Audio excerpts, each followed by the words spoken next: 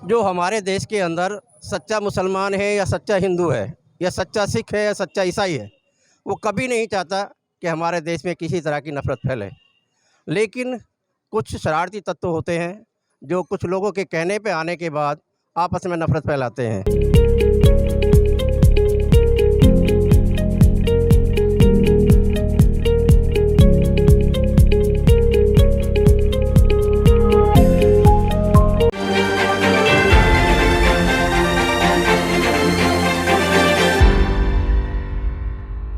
नमस्कार, आप देख रहे हो हकीकत आप तक। आज हम मौजूद हैं उत्तम नगर के जे कॉलोनी में, जहां पर आज ईद मनाई गई। खूब लोग इकट्ठे हुए, आपस में गले मिले। आज ईद के मौके पर जैसे कि माहौल चल रहा है, उस माहौल को देखते हुए आइए लोगों से जानते हैं उन्होंने ईद मनाई, कैसे मनाई, क्या है उनका कहना आज ईद के मौके पर।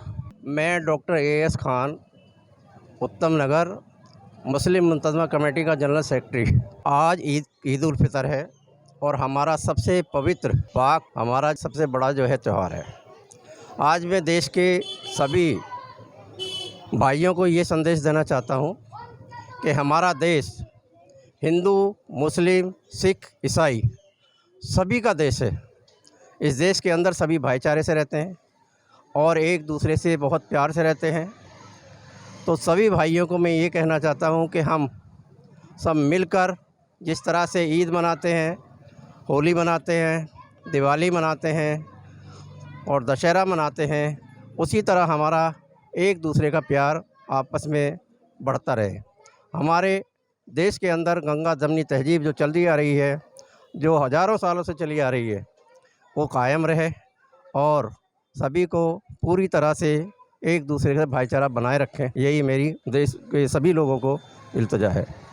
अच्छा, एक ये जो आजकल चल रहा है, थोड़ा सा मतभेद पैदा करने की कोशिश की जा रही है, जबकि आपसी जहाँ पे आप लोग रहते हो हिंदू मुस्लिम सब बराबर रहते हैं, तो ये बीच में ये डिफरेंसेस आप क्या किस नज़र से देखते हो उसको? जो हमारे देश के अंदर सच्चा मुसलमान है या सच्चा हिंदू है या सच्चा सिख है या सच्चा ईसाई है, वो कभी नहीं चाहता कि हमारे देश में किसी तरह की नफ़रत फैले। लेकिन कुछ शरारती तत्व होते हैं जो कुछ लोगों के कहने पे आने के बाद आपस में नफ़रत फैलाते हैं।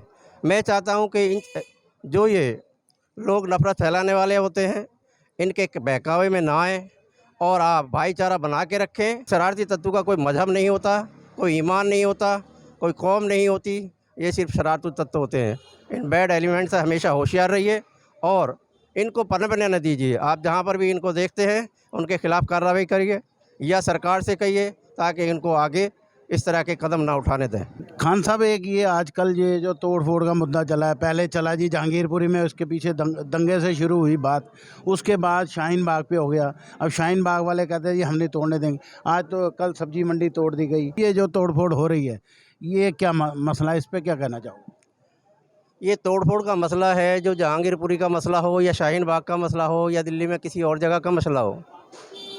दरअसल क्या है कि सबसे पहले तो अगर तोड़-फोड़ का कोई मसला होता है तो उससे पहले नोटिस देना चाहिए, ताकि गरीब लोग अपना सामान को वहाँ से हटा के अपनी सुरक्षित जगह पहुँचा दें। दिल्ली के अंदर 77% जितने भी मकान बने हुए हैं, सब ने एंक्रोचमेंट किया हुआ है। अगर कार्रवाई होती है तो सबके साथ हो, ये ना हो कि आप शाहीन बाग में कर रहे हैं या किसी और जगह कर रहे हैं तो पूरी दिल्ली में ये तोड़-फोड़ होनी चाहिए। दूसरी बात ये है, जैसे जहांगीरपुरी का मसला आया हुआ है कि वहाँ पे जो है ये एंक्रोचमेंट हटाया गया और कोर्ट के ऑर्डर के आने के बाद भी वहाँ पर कार्रवाई चलती रही है। तो इस तरह की घटना से हमारी न्यायपालिका पर सवाल उठते हैं कि उनका ऑर्डर आ गया और आप काम करते रहे।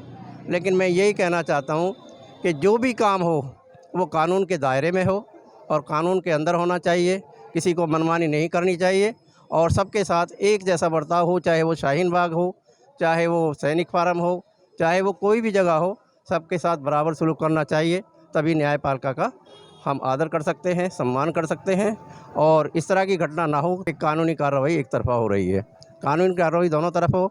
जैसे शाहीन बाग का भी हम देखा कि वहाँ पे एक ड्रग्स का वो पकड़ा गया, तो मैं यही कहना चाहता हूँ कि ड्रग्स के तो बहुत सारे पकड़े गए, लेकिन किसी एक पर्टिकुलर जगह को बदनाम ना किया जाए। इसकी पूरी तरह से जांच हो, जो दोषी है उसको सज़ा मिले और एंक्रोचमेंट में भी यही कहना चाहता हूँ कि अगर इलीगल बना रखा है, चाहे वो हिंदू का हो, मुस्लिम का हो, सिख का हो, ईसाई का हो, किसी का भी हो, अगर एंक्रोचमेंट हटाना है तो सबका बराबर पूरी तरह से उसमें काम करना चाहिए और हटाना चाहिए। नहीं, आपका कहना है कि पहले अगर उसको लगता है, पहले चिन्हित करे भाई ये इंक्रोचमेंट है, उसके बाद उसको नोटिस दे, उसको समय दे, तब तोड़ा जाए। ये पहले चिन्हित हो, उनको नोटिस दिया जाए कि आप अपना सामान निकाल लो ताकि गरीब आदमी का कोई नुकसान ना हो। चिन्हित करके उसके बाद एंक्रोचमेंट को हटाया जाए, क्योंकि हमारे यहाँ पर जितने भी एंक्रोचमेंट होते हैं वो गरीब लोग होते हैं, रेडी पटरी वाले होते हैं, अपना सामान लगा लेते हैं, वो सामान बेचते हैं, कोई रेडी लेके आ जाता है तो उनका नुकसान होता है। इसमें कोई मालदार आदमी नहीं आता, क्योंकि मालदार आदमी तो ऑलरेडी पहले ही बनाता है और एंक्रोच नहीं, ये गरीब लोगों का नुकसान होता है। इसलिए ऐसा ना किया जाए, पहले उनको चिन्हित किया जाए, नोटिस दिया जाए, उसके बाद में वो तोड़ा जाए। पहले अपना नाम बताएं। गोपाल दास भंबानी। आप भी यहीं रहते हैं? 50 साल से यहीं रहते हैं हम, और बिल्कुल एक भाई जैसा एक परिवार की तरह रह रहे हैं हिंदू मुसलमान। कुछ शरारती लोग ऐसे आए 2-3 साल के अंदर कि आपस में भिड़ा रहे हैं आपस में। हालांकि कोई किसी के मन में पाप नहीं, न मुसलमान के न हिंदू के।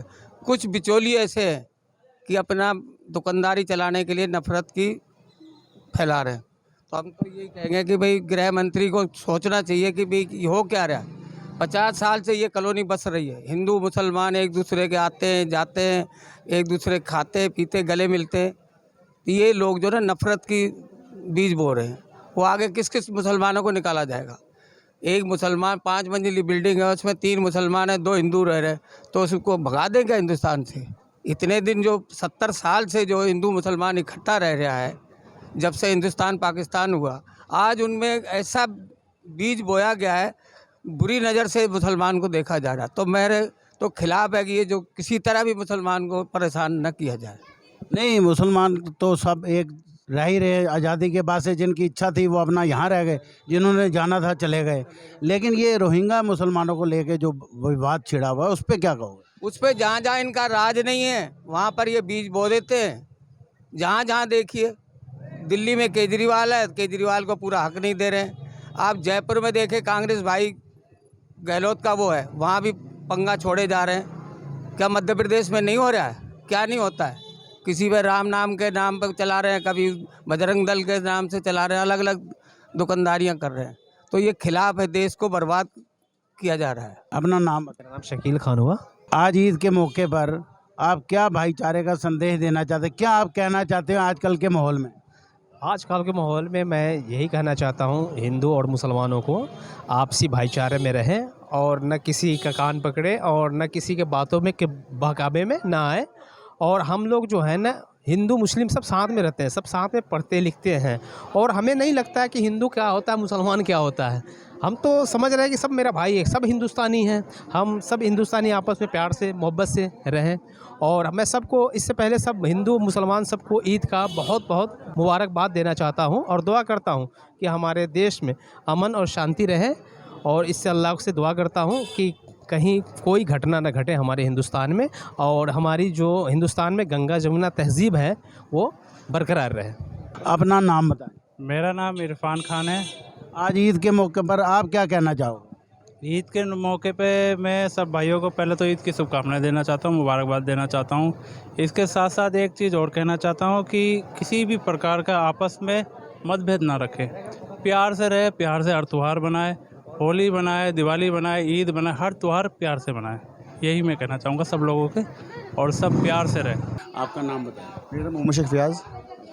आज जैसे ईद मनाई गई है और खूब हर्षोल्लास से, यहाँ हिंदू मुस्लिम सारी मिक्स आबादी है, 50-50 है, और दोनों भाईचारा। क्या कहना चाहते हो आजकल का जो माहौल चल रहा है उस पर आप क्या कहोगे? आज ईद के मौके पे क्या कहोगे? मेरा सिर्फ एक ही कहना है, देखो कोई भी इंसान ये नहीं चाहेगा कि बंटवारा हो।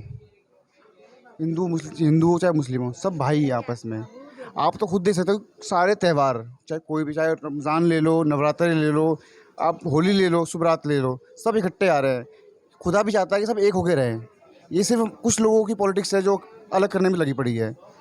मेरा तो खाली एक ही मानना है कि सबको एकजुट के रहना चाहिए, और एकजुट के ही चलना चाहिए सबको। और हमें अपने साथ साथ जो हमारे से जो नीचे भी, हमारे से ऊपर, सबको बराबर देख के चलना चाहिए।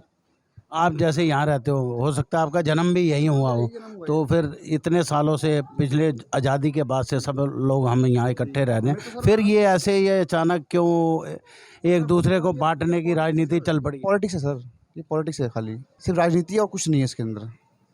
यहाँ पे नॉर्मल आदमी अपनी रोजी रोटी में लगा रहता है, किसी को नहीं पड़ा कि हिंदू मुस्लिम करने की, किसी को नहीं पड़ी है। सिर्फ कुछ लोग होते हैं सर जो जिनको 500-500 रुपये 1000 रुपये मिल जाते हैं और वो दंगे फसाद में लग जाते हैं। भाई कोई भी नहीं चाहेगा कि लड़ाई दंगे हों, सब सब हमारी माता बहनें हैं, सब हमारे भाई भाई हैं। आप खुद देखिए कि हमारा कोरोना काल में कितना बुरा हुआ है। हर एक बंदे की जो आमदनी है डाउन हो चुकी है बिल्कुल, पहले से सब परेशान है बिल्कुल। इसमें हमारा खाली एक ही मकसद है कि सब साथ में रह के चलें, साथ मिल के चलें बस। मेरा नाम है राशिदा। आज ईद के मौके पर आपको ईद की बहुत बहुत बधाई। तो जैसे कि अब ये ईद का हर साल आती है, सब मिलके मनाते हैं, इस बार कुछ फ़र्क सा लग रहा है? कुछ ऐसा कुछ है? कुछ भी नहीं फ़र्क लग रहा, कुछ भी। हम में प्यार मोहब्बत बहुत है। यहाँ हिंदू भी रहते हैं, मुसलमान भी रहते हैं और बरसों से रह रहे हैं आपस में, कोई ऐसा? सब भाईचारे से रहते हैं, हमारे कोई परेशानी नहीं है। वो तो पॉलिटिक्स है लोगों की कि अपना आपस में लड़ लेंगे और गोलियाँ चला लेंगे और लड़ाई झगड़ा कर लेंगे, मगर हम सब में प्यार बहुत है। सब में कोई भी मुसलमान है, कोई भी हिंदू है, कोई किसी से ना इत्तेफाक़ी नहीं रखता।